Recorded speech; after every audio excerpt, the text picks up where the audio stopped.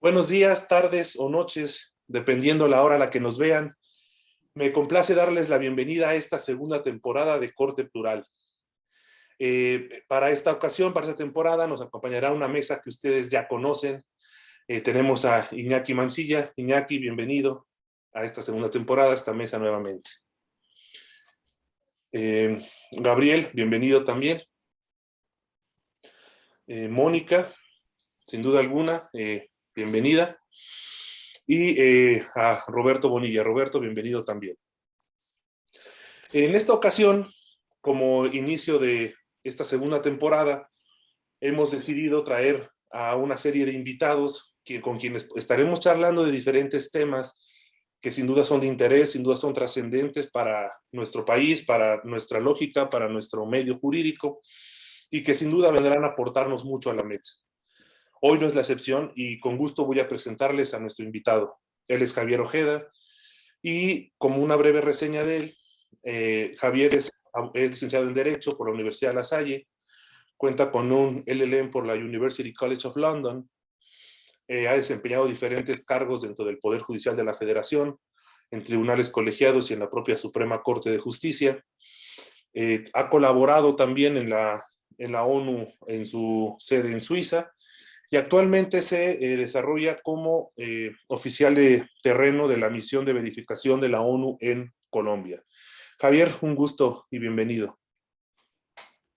Gracias, Dani. Qué gusto estar aquí.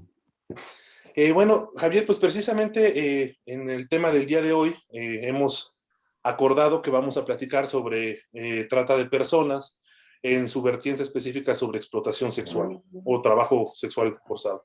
Entonces, bueno, me gustaría comenzar que si pudieras tú darnos primero una breve explicación sobre lo que debemos entender como trata de persona y en segundo lugar, por qué tenemos que hacer esta especificación particular de explotación sexual. Bueno, creo que el tema que mencionas, sus orígenes son de explotación humana porque la comunidad internacional empezó a tomar decisiones para enfrentar el tema de explotación y se enfocó principalmente en el tema de esclavitud, que era una explotación, digamos, laboral, y también en el tema de la prostitución. En ese momento, en el 49, fue la primera convención que se ocupó para eliminar, pero el tema de prostitución.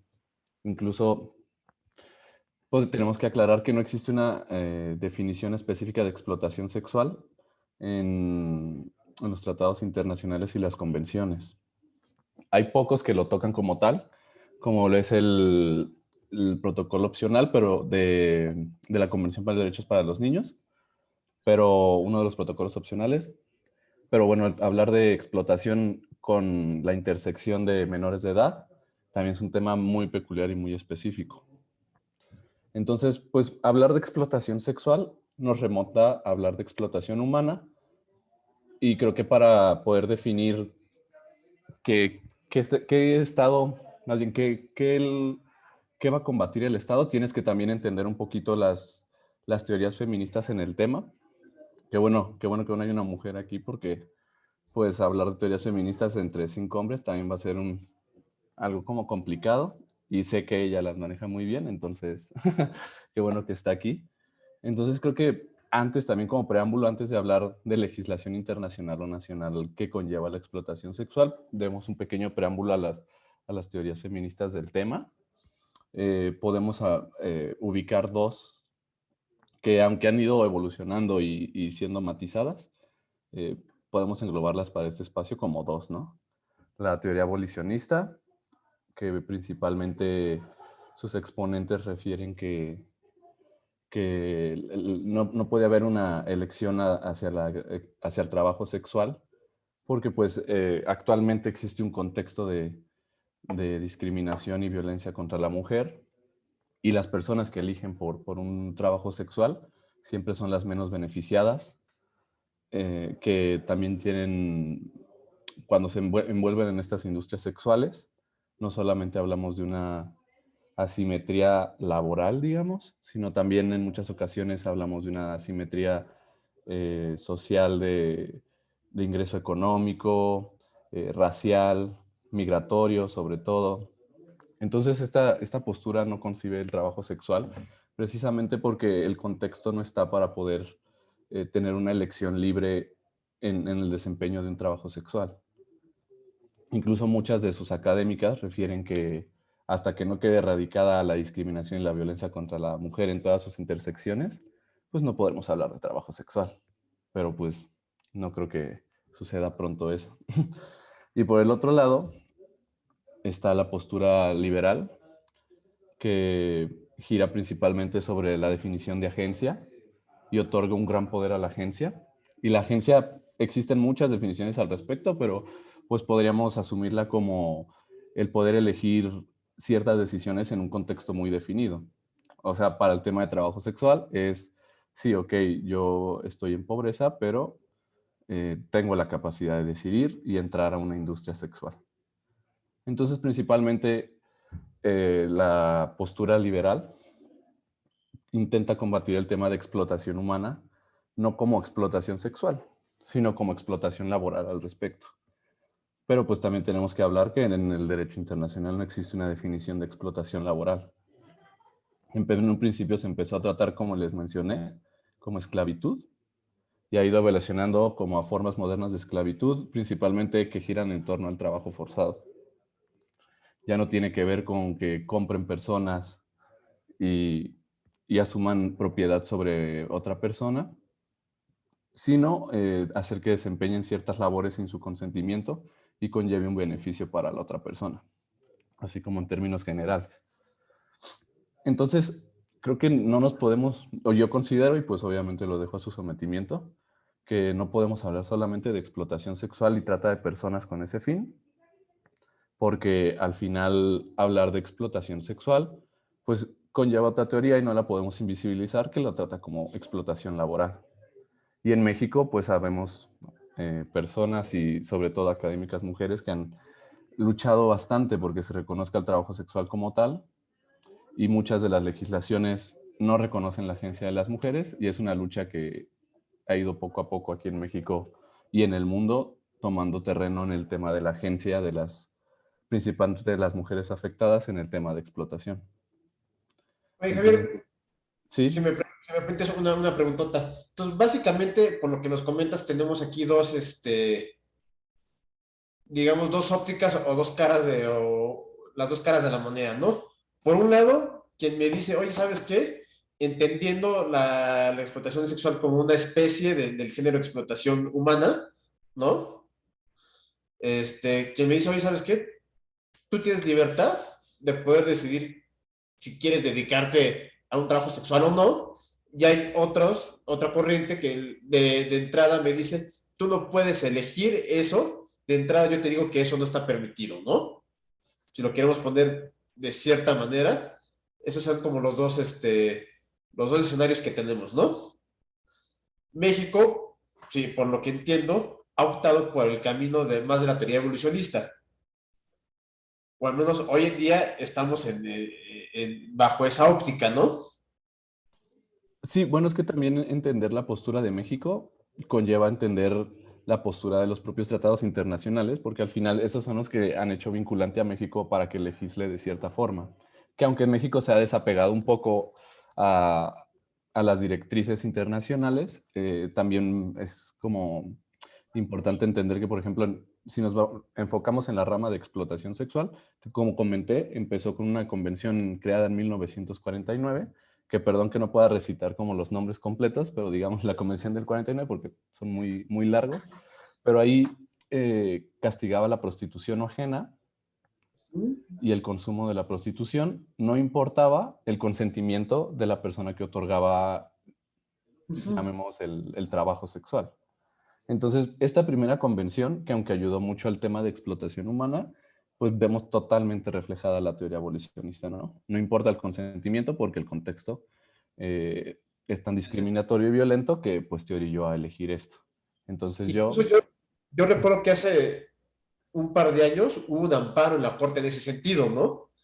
en el que dicen, oye, yo quiero, partiendo de la premisa de una libertad ocupacional, pues mi derecho humano a trabajar sexualmente, ¿no? Y ahí la corte dijo, espérate, como tú dices, reconociendo esa parte de, no estamos todavía preparados o la línea que tenemos nosotros no va por ese camino todavía, ¿no? A Sí. diferencia de otras legislaciones en las que aparentemente ya están más en esa línea, ¿no? Bueno, esa decisión de la Suprema Corte, la verdad no la conozco. Conozco varias de tribunales colegiados Ajá. que han optado más por reconocer el trabajo sexual. Se hace un pequeño debate incluso tal vez en las sentencias de las posturas feministas, pero no las desarrolla tanto. Al final va muy sutilmente implícito con la decisión pues, de reconocer trabajo sexual, porque precisamente ella, a través de su agencia, está decidiendo optar por ese medio de supervivencia, ¿no? O sea, Incluso, ujú. por lo que me dices, los criterios de tribunales colegiados van en ese sentido ahorita más a esa idea liberal, ¿no? Sí, sí, sí, existen de ambos, ¿eh? Pero yo me gustaría destacar más los Que de es el trabajo que te sexual. toque, ¿no? No, y es Pues sí, que muchas veces también volvemos al punto, ¿no? Vaya, ya con el sistema judicial mexicano, digo que podemos meternos a hablar también de él, hasta en tanto realmente no exista jurisprudencias específicas al respecto, o vaya, ya precedentes con la 11ª época, pues los colegiados siguen teniendo este margen de maniobra de criterios variables, ¿no? Que nos podemos encontrar en diferentes circuitos y órganos. Yo, por ejemplo, aquí me gustaría, por ejemplo, preguntarle a Mónica, porque además quiero aclarar a la audiencia que esta mesa el día de hoy, esta mesa el día de hoy es sumamente interesante porque tenemos dos personas que laboran en la ONU y que además entienden bien de estos temas. Y bueno, me gustaría, por ejemplo, preguntarte a ti, Mónica, también esta cuestión de migrantes y muchos de ellos que a final, bueno, se entiende México es esta vía para muchos de ellos que terminan ellas y ellos involucrados en estas cuestiones. Por ejemplo, al respecto, ¿qué podrías tú comentarnos, Mónica, de esto? Gracias, Dani. Efectivamente, como Javier lo dice, algo importante aquí es el tema del consentimiento. Obviamente, las personas que migran y las mujeres que se encuentran en una situación de mayor vulnerabilidad, su condición es más fácil de ser enganchada, sobre todo para estas redes de trata de personas con la finalidad del tema de explotación sexual, donde el consentimiento obviamente no va implícito. Existen otras cuestiones que hacen que estas mujeres caigan en estas redes, sobre todo pasa mucho en tema de frontera, que Chiapas, que Tenosique, Tijuana, Ciudad Juárez, donde hemos tenido más casos donde el tema de que estas mujeres son engañadas precisamente con la promesa de cruzar los Estados Unidos y se quedan aquí en México como unas víctimas del tema de trata de personas con la finalidad de explotación sexual. Ahora creo que Javi también está hablando de otros temas muy importantes. Una cosa es lo de el trabajo sexual que se ha reconocido, que realmente creo que estamos muy lejos en México de ello. Me parece que el primer amparo que hubo de este tema del sindicato de la Alianza Mexicana de Trabajadoras Sexuales fue en 2017, donde efectivamente un juzgado les reconoció el tema de asalariadas y de que el gobierno de México les entregaran unos carnets para poder laborar.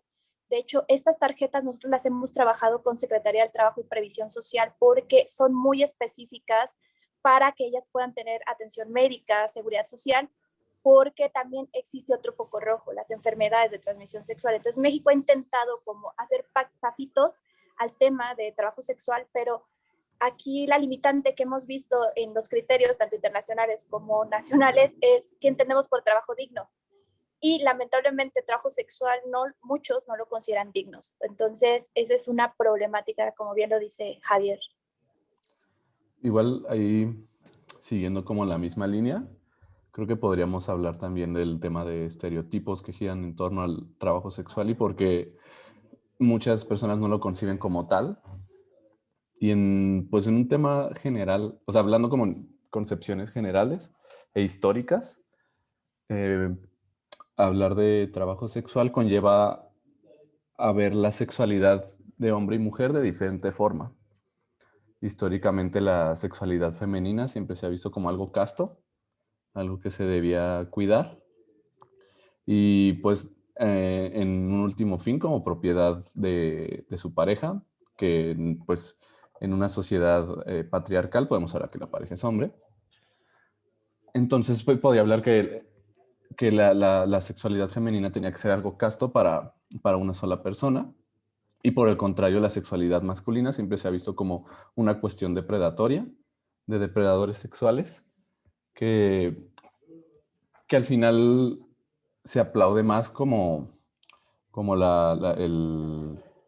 el desarrollo incluso en contra de lo que ya un hombre pueda querer de su sexualidad, como que siempre enaltecen que sean como depredadores sexuales. Entonces, la prostitución se veía desde este punto de vista una forma de proteger la buena familia, ¿no? Brindada como, digo, complementada por, digo, no complementada, entendida como pues una pareja que se junta y que se cuidaron sexualmente, bla, bla, bla, pero que a la par justifica que el hombre sea un cabrón, digamos, ¿no? Entonces, eh, la sexualidad y los estereotipos que giran en torno a ello explican por qué es más severa el reproche social en contra de trabajadoras sexuales que optaron por este trabajo que por un trabajador sexual masculino, ¿no? Que bueno, si metemos la intersección de un trabajador masculino que trabaja para satisfacer o brindar trabajos sexuales para otros hombres, también hablamos como de una vulnerabilidad específica, pero a grandes rasgos, por eso es más reprochable el trabajo sexual o es más reprochable una mujer que decida entrar a la industria sexual que al hombre. Sí, claro. Y bueno, de hecho, justo entrando en lo que comentas tú, Javier, ya a mí, por ejemplo, algo que me llamó mucho la atención es que a lo mejor dentro del poco conocimiento o desconocimiento que tenemos la gran mayoría de la sociedad respecto de este tema, sobre todo en México, presumo que puede ser en todas partes del mundo, pero bueno, hablamos específicamente de México, hay una normalización de pensar que o de presumir que son las mujeres las que más se desarrollan en este trabajo, ¿no? En esta cuestión. Pero revisando cifras de la CNDH, a mí me llamó mucho la atención ver que realmente no es tanta la diferencia entre hombres y mujeres que se dedican a esto. O sea, esto es lo primero que me llama mucho la atención y que es importante pues desmitificar, evidentemente concientizar que no es una cuestión particularmente de la mujer, no una cosa específicamente de género, aunque pues sí también existe este reproche como tú bien comentas. Ahora, por ejemplo, Roberto, yo te comentaría, también dentro de estos temas, bueno, hemos visto y hemos analizado que ya hablando de cuestiones muy específicas, vamos a ver, por ejemplo, el tema Tlaxcala, ¿no? Que ahorita también quisiera que comentáramos esto, pero es interesante cuando uno se pone a estudiar y se da cuenta cómo hay una red de entrada y cómo opera esta red para empezar pues a capturar, vamos a llamar de esta manera, o a seducir a menores incluso para que lleguen a caer con ellos, ¿no? O sea, de esto, por ejemplo, ¿tú qué opinión tienes? Y también con respecto a lo que comenta Javier. Mira, yo creo que de todos los instrumentos internacionales que nos comentan, los protocolos, los marcos de actuación, precisamente es un punto que para mí es muy importante, porque desde mi punto de vista es enfócate o enfocarse en los dineros. ¿Por qué? Porque la trata de blancas, primero, es un negocio muy lucrativo.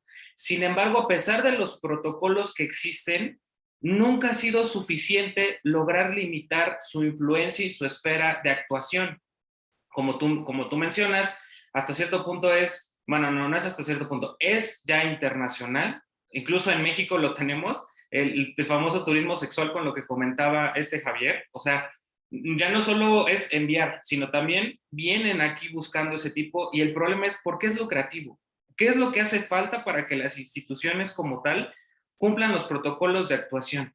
Y para mí ese es el verdadero reto, porque también otro punto correlacionado desde mi experiencia y mi trabajo, a veces en cuestiones de prevención del lavado de dinero y eso, por ejemplo, el reconocimiento del trabajo sexual está bien. O sea, yo en lo personal no tengo crítica alguna. Sin embargo, también el grave problema de nuestros sistemas jurídicos en general es creas una ley para detener algo y encuentras un mecanismo para sortearlo y darle un giro a la prohibición. Y eso lo sabemos y siempre ha existido. Puede ser el alcohol, las drogas, en esta cuestión de explotación sexual. Yo creo que el grave problema es, más allá de sensibilizarnos, ¿qué nos hace falta?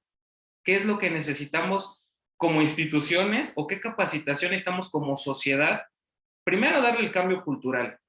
Y segundo, para limitar esa esfera de influencia que tiene. Porque ya ser esas redes internacionales, la influencia que tienes basta, pero necesitamos hacer algo. Sí, no, por supuesto, en esto que comentas es de verdad trascendente. Y no sé, Iñaki, por ejemplo, tú qué nos puedas comentar al respecto o qué preguntas podrías tú hacer a nuestro invitado o qué ideas, reflexiones tengas tú del tema. Hola, buenos días. Bueno, primero que nada, sí, pues sí es algo preocupante y alarmante la trata de personas con el fin de explotación sexual, cómo ha ido creciendo, sobre todo cómo a través de engaños se engancha a las personas. Hay un libro de Mau de León que hace una breve reseña de ciertas crónicas de personas que son utilizadas para estos fines y cómo las enganchan. De hecho, ahorita me acordé de una trabajadora sexual que trabajaba sobre sobre Sullivan, de que llega una persona con un BMW a Tlaxcala, se queda una semana, corteja y a través de engaños se la trae a la Ciudad de México a vivir, que le iba a prometer una gran vida y que iban a tener una gran relación. Llegan aquí a la Ciudad de México y de repente la pone a trabajar con fines de explotación sexual y va narrando cómo ha sido todo, logró escapar de la persona que la estaba explotando, pero sí fue todo un recorrido muy fuerte el que tuvo que hacer para poder escapar de su agresor, ¿no? Como bien lo comenta Javier y creo que también lo comenta Mónica, creo que estamos llenos de estereotipos en México sobre el trabajo sexual. De hecho, como bien lo comentó Mónica, yo me acordaba de esa gran lucha de las trabajadoras, de los trabajadores sexuales, trabajadoras y trabajadores, para lograr que se les otorgara esta cuestión de seguridad social en torno a esta cuestión de todo lo que se incluye en cuestiones de enfermedades de salud sexual, que es impresionante y que nadie les da una protección. Siempre hemos dicho, ¿cuál es la profesión más antigua del mundo? Pues la prostitución, lo sabemos, tenemos conocimiento de eso, siempre hemos dicho que es un trabajo y que debe ser reconocido como trabajo.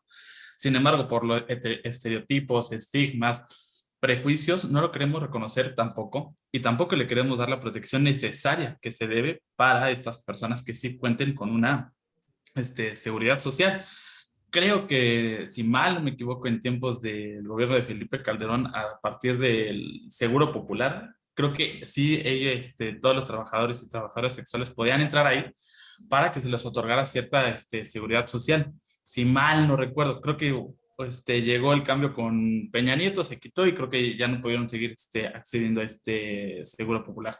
Pero creo que sí, en este inicio como que sí se le estaba dando mayor protección. Y aparte, bueno, el engaño que se utiliza a estas personas, como bien lo han dicho, pues es a partir de la vulnerabilidad.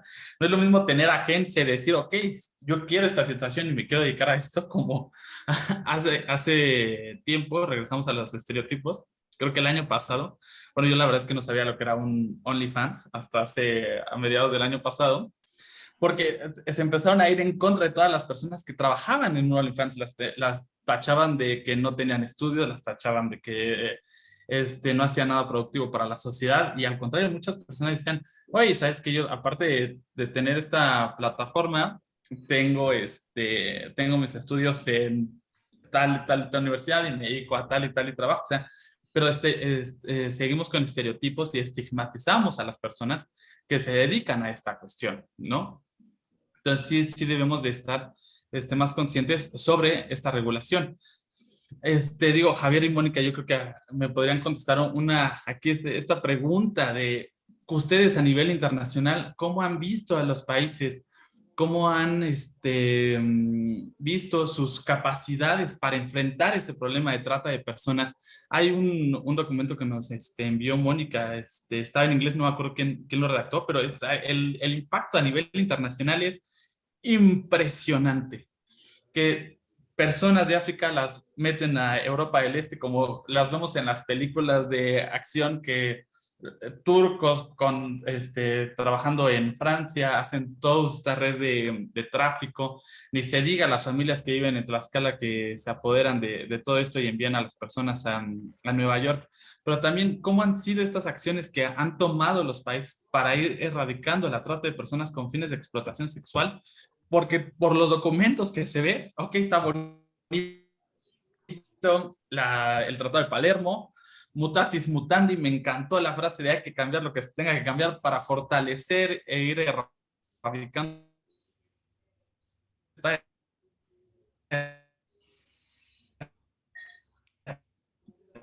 Se cortó un Creo poco. Al contrario, está más latente, ahorita más que en 19, y a poner en una situación más extrema de vulnerabilidad.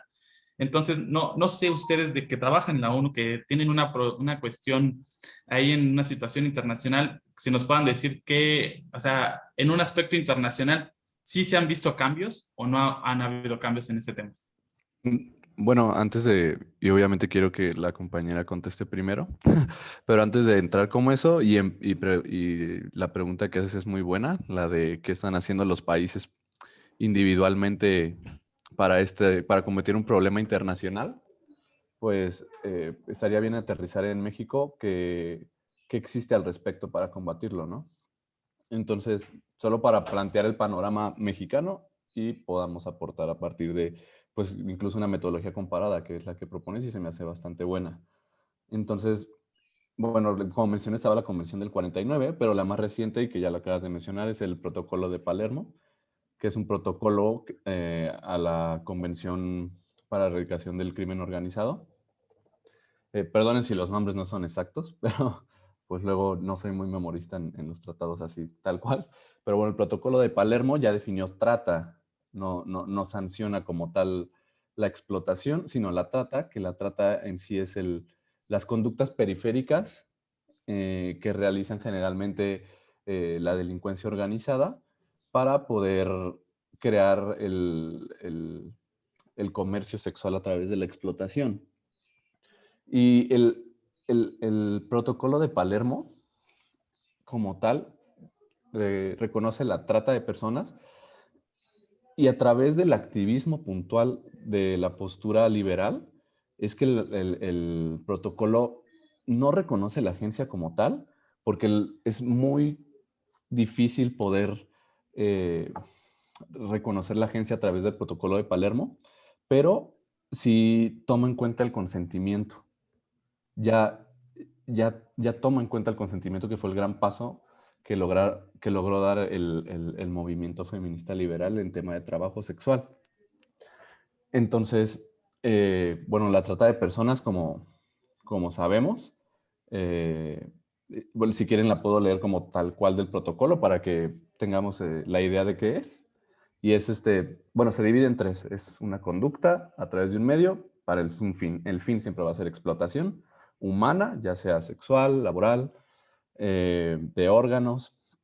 Y bueno, las conductas son captación, transporte, traslado, acogida o recepción de personas, que bueno, como nos damos cuenta, son las acciones que realizan la delincuencia organizada a nivel internacional para poder mover una red, y los medios que pone para poder cometer estas conductas son que recurran a la amenaza o al uso de la fuerza u otras formas de coacción. Rapto, fraude, engaño, abuso de poder o de una situación de vulnerabilidad, o la concesión o recepción de pagos o beneficios para obtener el consentimiento de una persona que tenga autoridad sobre otra. Entonces, como nos damos cuenta, los medios pueden ser desde rapto a una persona y la embarco, como dices que existe y es un tema actual, y la mando para un tema de explotación sexual en otro país, hasta también este tema como más, esta línea delgada del consentimiento, que es aprovecharse de una situación de vulnerabilidad, porque también hay muchos casos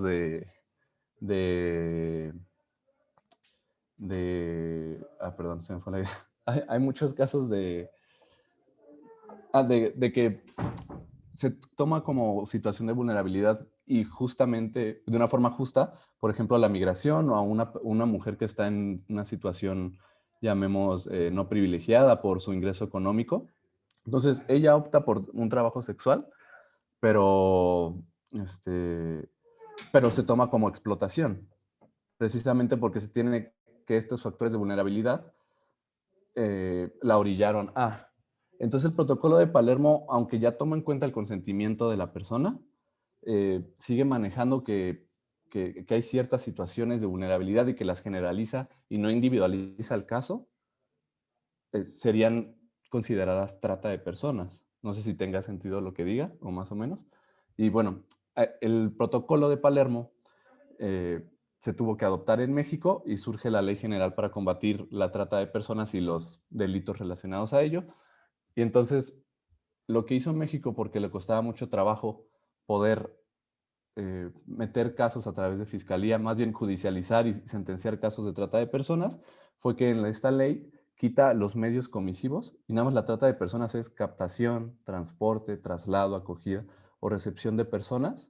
Quita cómo lo hiciste y nada más dice si captaste, transportaste, trasladaste, acogiste o tuviste recepción de personas para fines de explotación, es trata de personas. Así lo adoptó México en su ley general y los medios comisivos simplemente los puso como agravantes.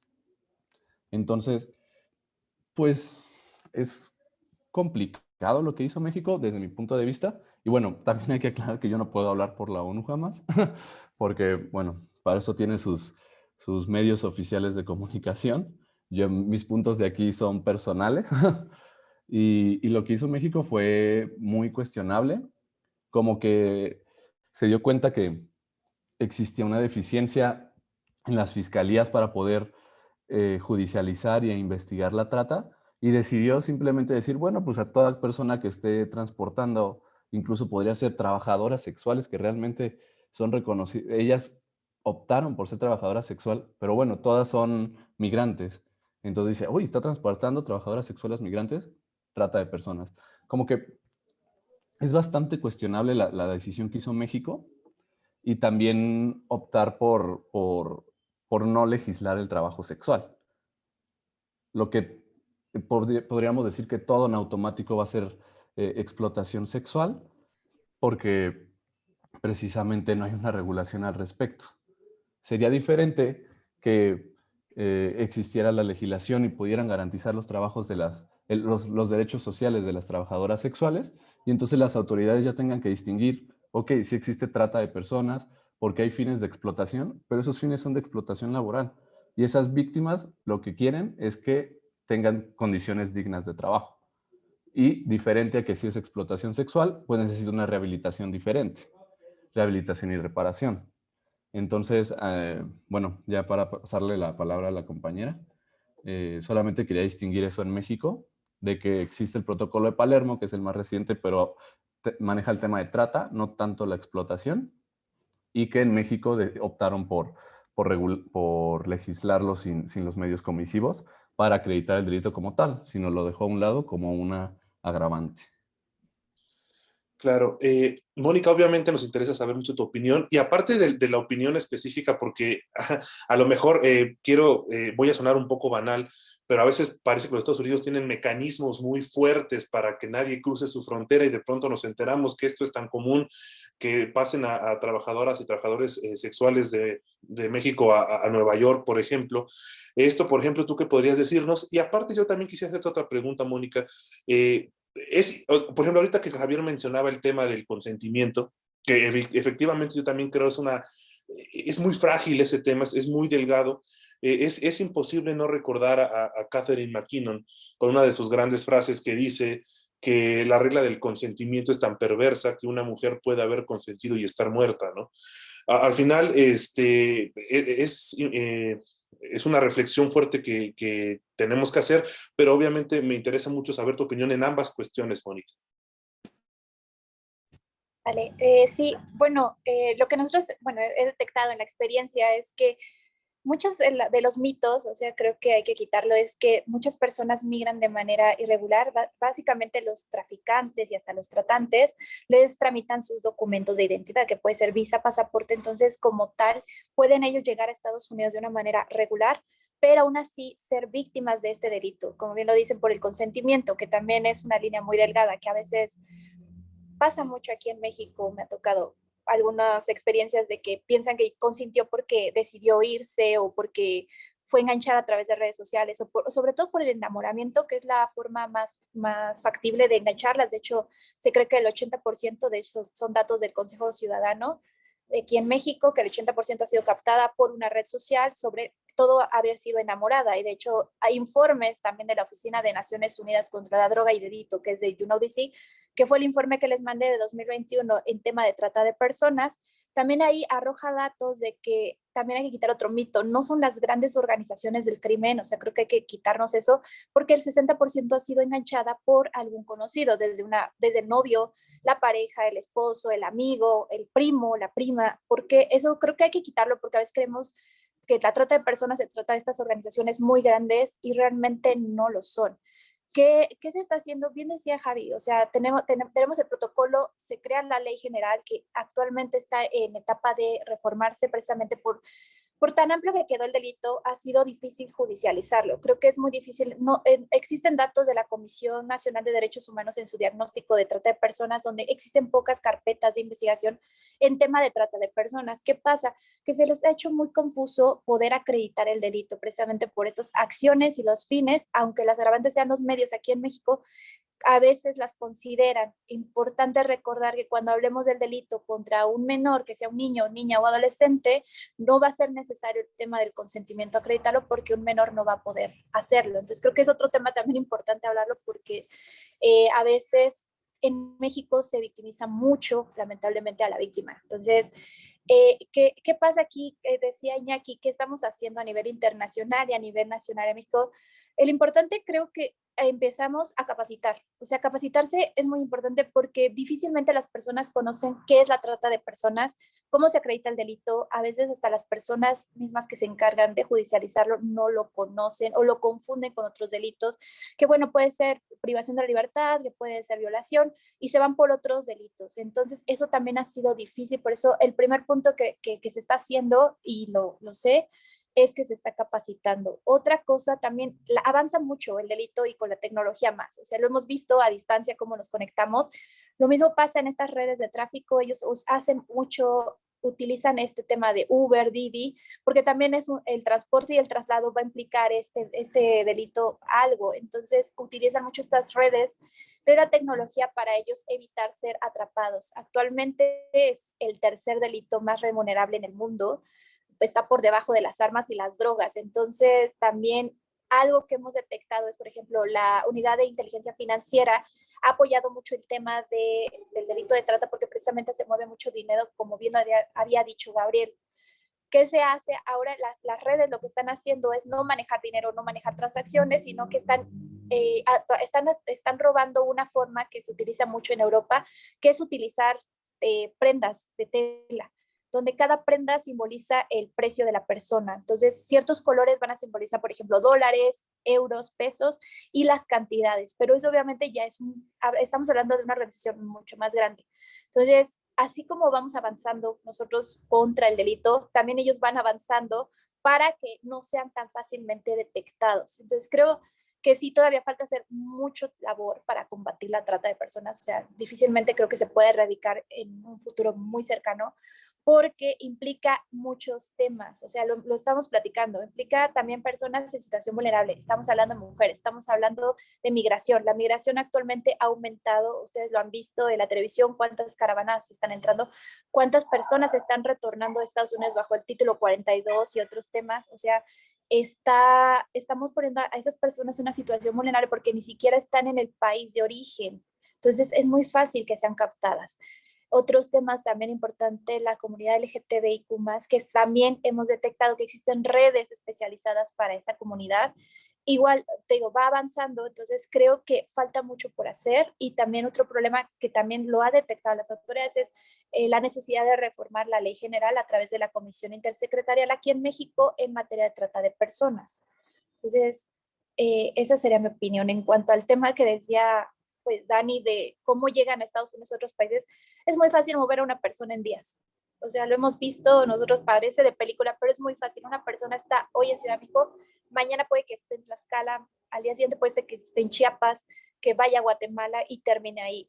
México es exactamente un país de origen, tránsito y destino del delito, porque es muy fácil la movilidad en este país. Ya el cruce a Estados Unidos, lo repito, a veces no se necesita como tal toda la documentación y así imaginamos que el avión, no necesariamente existe mucha la movilidad a través de mar, o sea, está muy invisibilizado, pero existe. El mayor movimiento de veces se da por mar, no solo por aérea, y también por pie. O sea, la frontera es muy fácil cruzar a pie. Entonces, también creo que hay muchas cosas por hacer de este tema. Sí, justamente, mira, y qué interesante lo que ilustras, porque quiero traer a la mesa un tema que la primera temporada discutimos mucho con diferentes temas cuando hablamos de marihuana, cuando hablamos de diferentes factores, incluso de cuestiones fiscales, de cuando hablamos del tema también de la prisión preventiva oficiosa. A ver, por ejemplo, Gabriel, ya Mónica nos puso un panorama sumamente interesante respecto de efectivamente qué han hecho estos países. Pero tú crees que, por ejemplo, también Javier nos comenta de ya la ley específica de trata de personas, ¿no? Para combatir la trata de personas en México. Volvemos al debate tradicional que hemos traído a la mesa y eso sí me gustaría escuchar a lo mejor la opinión de todes, de todas y todos. ¿Es suficiente? ¿Es suficiente con esto, con esta ley que ya tiene México, o las leyes en general, incluso la propia Constitución, los tratados? ¿Es suficiente para atacar este problema o qué más hace falta, ¿no? para ello? Si lo pones en esos términos, salvo la mejor opinión de todos ustedes, si tú lees y revisas la ley, parece un poema. Está bien padre, más allá de los problemas operativos y legislativos que, como advirtió Javier hace rato, que podía tener en apego a los tratados, etcétera, pero la ley ya es un poema. No, hombre, parece que por decreto del Congreso de la Unión se acabó la trata, ¿no? Tu problema es operativo. Como decían, no hay instituciones preparadas para eso. A nivel judicial ni conocen el delito, no saben cómo tratarlo. Igual, vemos un tema, es dinero. O sea, capacitar a tu policía, capacitar a tus ministerios públicos, capacitar a tus jueces para que entiendan y todo eso, es dinero y muchas veces, a lo mejor la federación sí puede invertir esos recursos, pero en las entidades federativas hay problemas más importantes que eso y no me esté fregando. Ese es el razonamiento. Yo creo, y no sé qué opinan de ustedes, pero sabemos, como decían hace rato, el trabajo sexual es una práctica milenaria. Dos, es negocio. Ha sido negocio, es negocio y seguirá siendo negocio.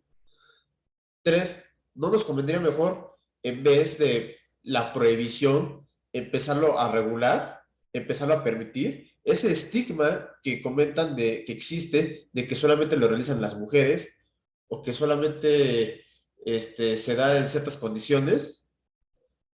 A ver, vamos a empezar a poner los puntos a las 10. Es un tema 100%, en mi opinión, salvo su mejor opinión, pero es un tema 100% religioso. Es una creencia religiosa de que si te dedicas a eso, estás caído de la gracia de Dios. Y de ahí empiezas a tener muchos problemas, ¿no? Pero si empezamos a trabajar por ahí, quizás es empezar como decías, es un tema social, ¿no? Entonces, empezar a quitar estos tabúes o a destrabar estos temas, y a lo mejor eso nos permitiría llegar a una legislación, ahora sí, mucho más acorde a la realidad o que proteja más a las personas que se dedican a esas prácticas, ¿no?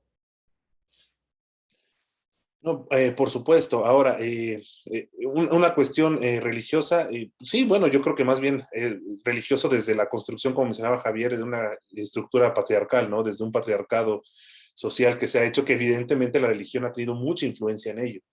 Eso no hay duda. Roberto, por ejemplo, ¿qué nos puedes decir tú al respecto?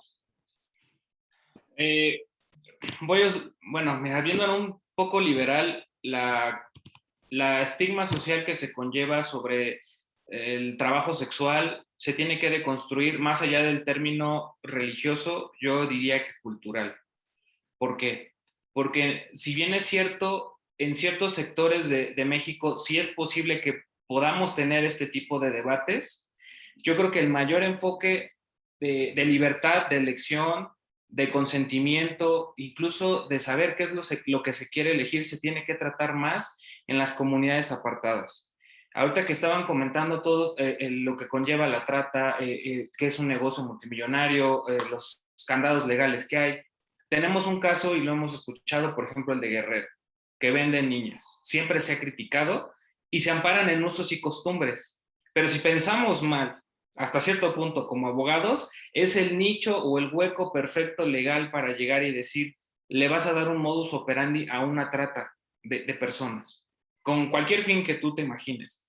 Yo creo que si no tenemos ese cambio cultural, más allá de los candados legales que queramos poner, seguiremos cayendo en el mismo error. Y mientras genere dinero, se va a encontrar cómo darle la vuelta. Y creo que lo que queremos tener es responsabilidad, conciencia, y suena muy utópico, pero también generar y compartir esa información a otras personas, despertando un criterio de conciencia más allá de la ideología que se profese. Es más fácil el debate, es más fácil hasta cierto punto una crítica y preguntarse si lo que se hace es correcto o no. Y desde ahí, pues empezar a construir todo un telar jurídico, legislativo, dogmático, de cualquier índole, generando crítica. Si no lo hacemos, lo consentimos. Y si lo consentimos, luego no nos quejemos.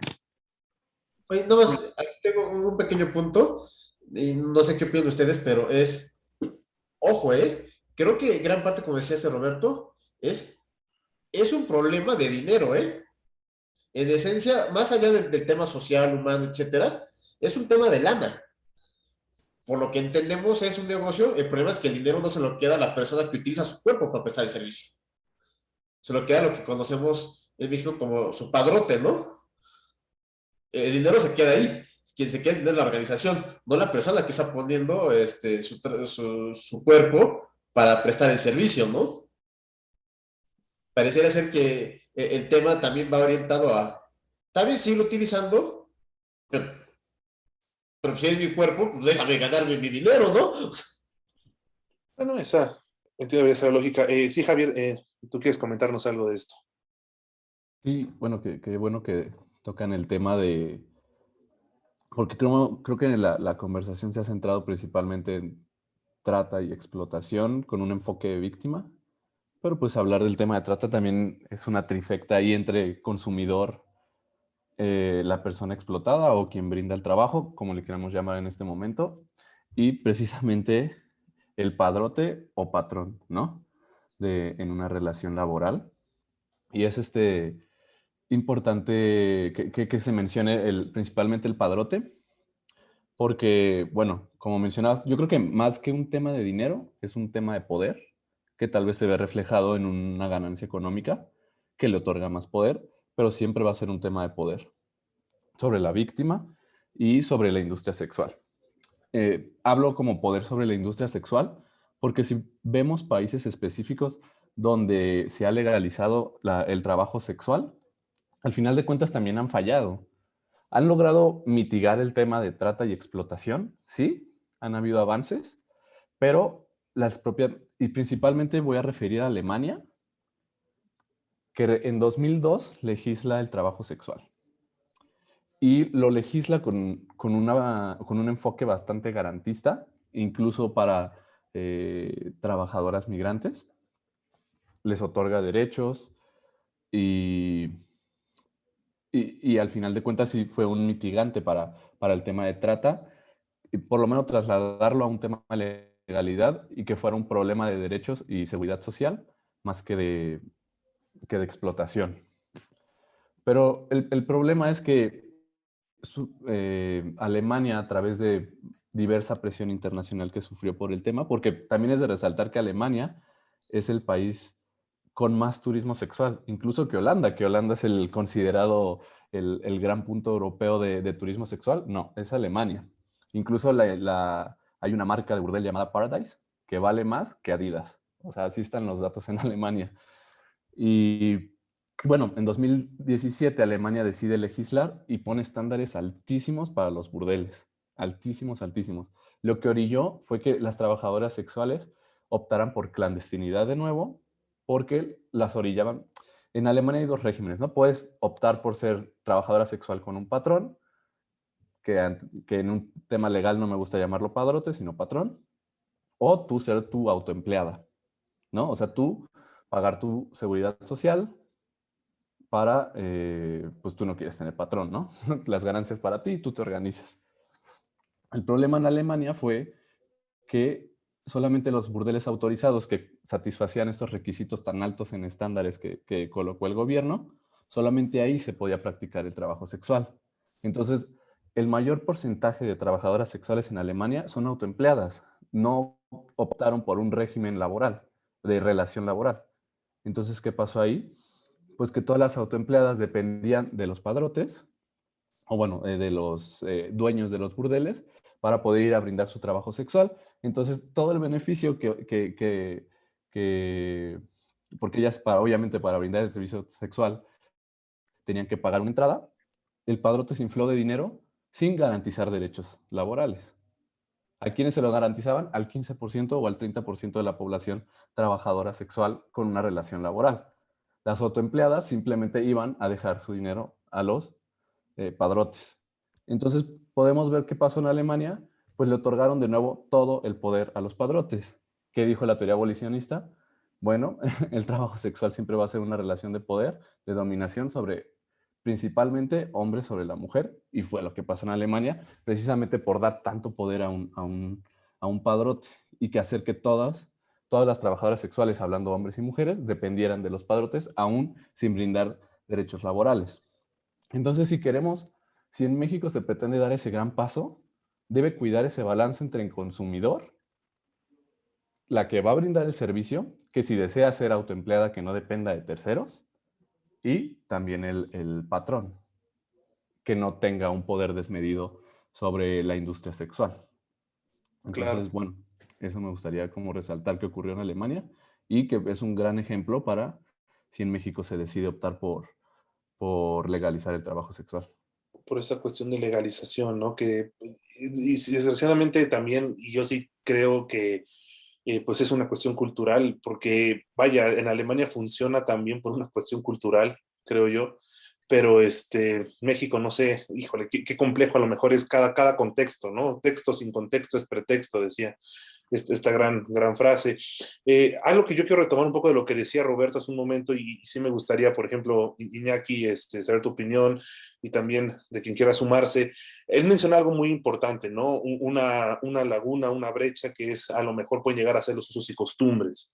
¿Qué tanto los usos y costumbres pueden realmente influir en estas modalidades de explotación o de trata de personas? ¿Tú qué consideras, Iñaki, por ejemplo? Justamente me quedé pensando en ese tema de usos y costumbres.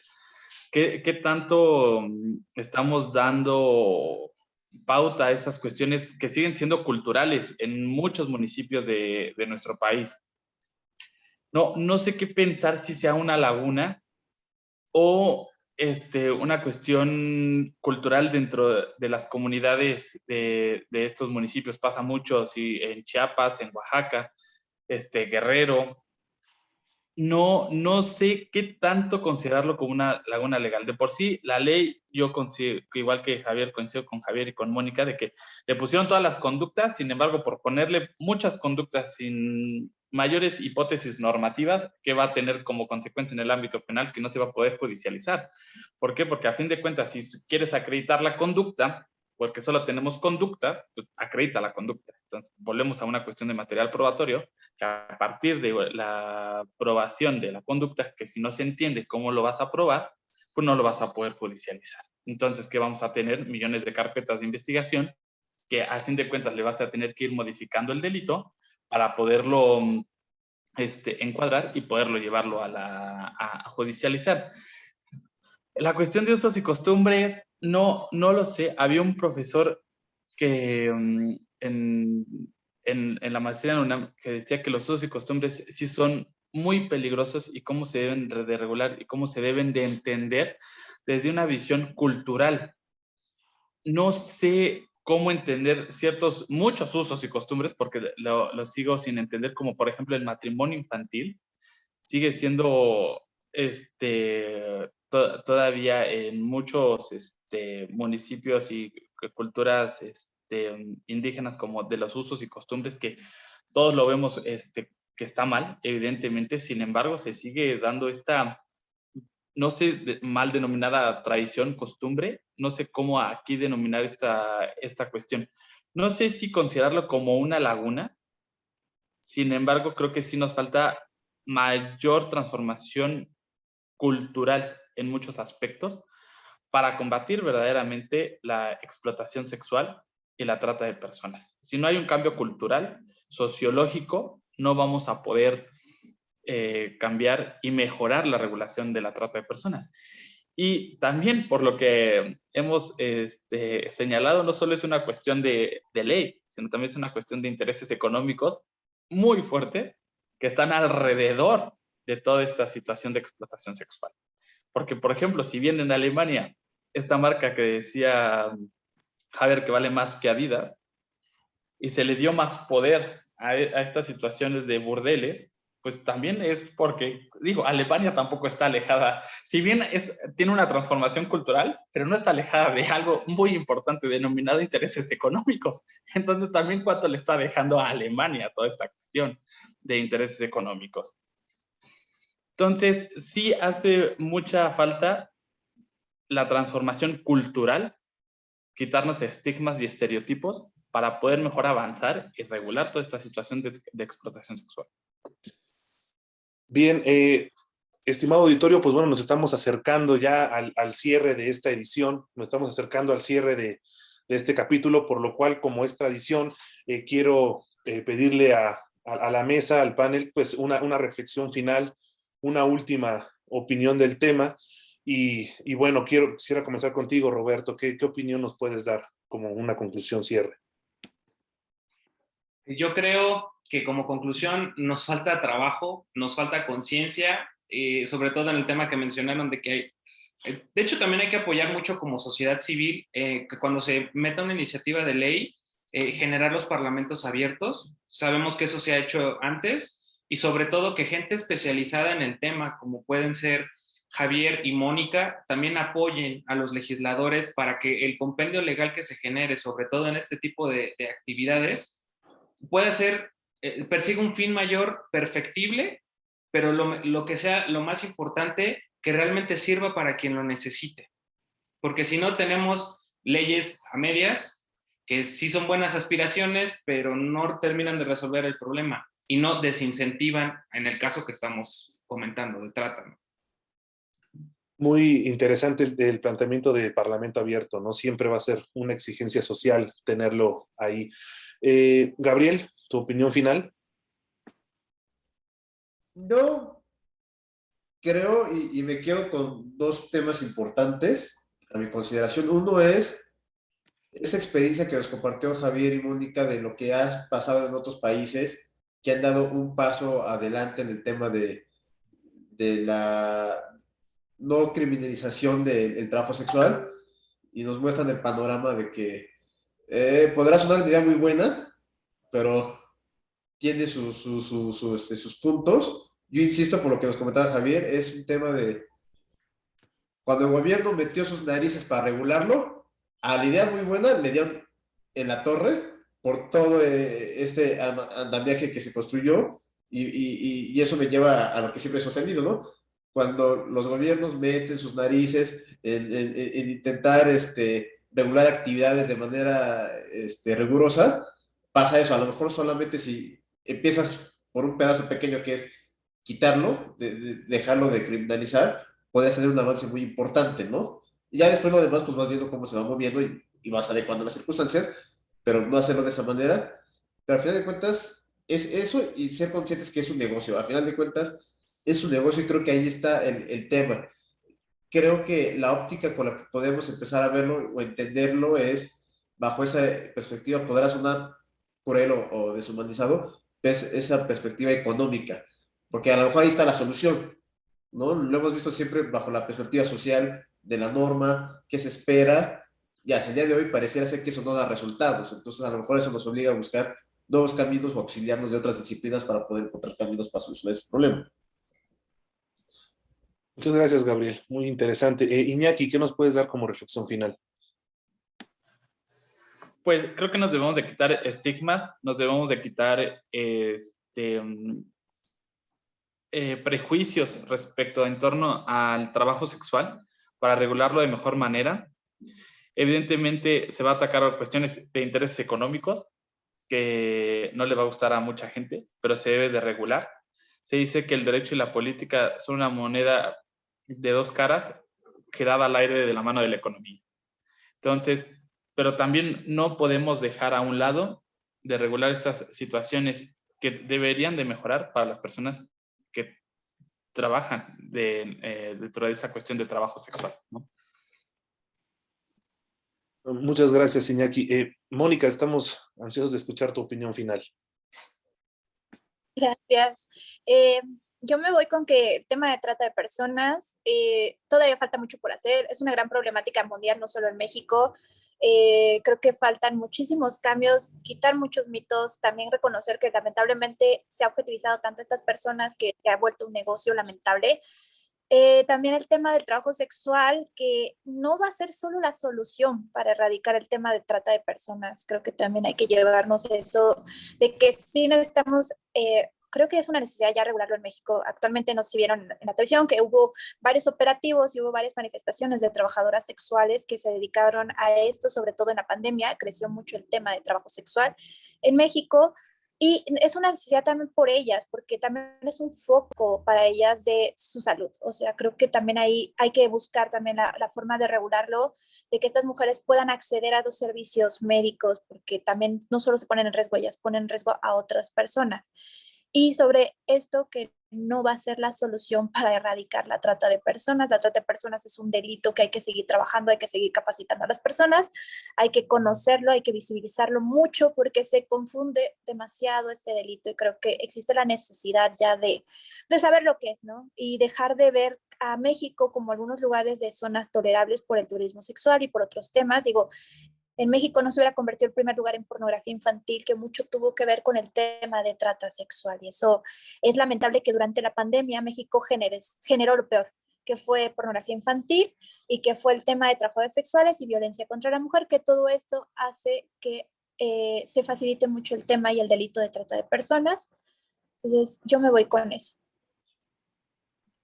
Mira, muy interesante lo que comentas, Mónica. De verdad, es información que yo, por lo menos en lo particular, ignoraba. Te agradezco esa puntual opinión. Nada más comentar y que la audiencia lo sepa, según datos de la propia CNDH, los temas de trata sexual, después de cuestiones de narcotráfico en este país, es el segundo tema ilícito, vamos a llamarlo de esta manera, que más dinero deja. Entonces no podemos seguir invisibilizando y normalizando estas cuestiones, al contrario, tenemos que o debemos tenerlas muy presentes. Es sumamente importante esta cuestión. Javier, por supuesto, danos tu opinión final, tu reflexión final, con qué nos tenemos qué nos podemos llevar de todo lo comentado el día de hoy. Pues, bueno, en principio gran duda la que ponen de usos y costumbres. ¿Cómo se puede solucionar este tema con este enfoque diferencial que se tiene que hacer étnico? Ahí me dejó pensando mucho. No, nunca me lo había cuestionado. Sin duda para hacer un análisis mucho más profundo. Pero bueno, enfocados ya en el tema y complementando a todo lo que han dicho, creo que hablamos que México no está preparado para regular el trabajo sexual. Y la pregunta es, ¿cuándo ha estado para hacer un cambio México, no? Cuando un cambio que empezó, por ejemplo, en el tema de aborto solo en Ciudad de México, no fue polémico y poco a poco ha ido creciendo. Creo que los cambios se hacen y entre más protección, el trabajo sexual al final tampoco será la respuesta para la erradicación de la trata de personas y la explotación humana, pero sin duda será un gran paso para incluso distinguir la explotación laboral o la explotación sexual y brindar derechos a personas que actualmente son orilladas a trabajar en la clandestinidad, las que están trabajando, y las explotadas, bueno, pues ellas son las que sufren las peores consecuencias. Y bueno, poner muchos focos también que si México decide regularizar el trabajo sexual, pues no otorgue poderes desbalanceados hacia sectores donde nada más van a recibir beneficios económicos a costa de nuevo explotación humana, ¿no? Bueno, pues primero que nada, agradecerte, Javier, por tu participación el día de hoy. En nombre de todo el proyecto de Corte Plural, pues estamos sumamente encantados de haberte tenido el día de hoy. Tu aportación sin duda sumamente enriquecedora, sumamente productiva para el debate. Y obviamente pues a toda la mesa, a Gabriel, a Roberto, a Iñaki, por supuesto Mónica, que siempre estamos aquí al pie del cañón para toda nuestra audiencia, y finalmente, pero no menos importante, a la audiencia que nos está siguiendo, invitarlos, como lo hacemos constantemente, a que nos escriban en redes sociales, a que nos sigan en el canal de YouTube. Queremos escucharlos, queremos leerlos y plantearlos, y obviamente, decirle a Javier que la invitación queda abierta para una nueva sesión que podamos organizar para diferentes temas que sin duda podrán enriquecer a la mesa. Sin otro particular, les agradezco una vez más, los invito a seguirnos y a ver el siguiente capítulo la próxima semana. Muchas gracias, buen día, tarde y noche a todas y todos.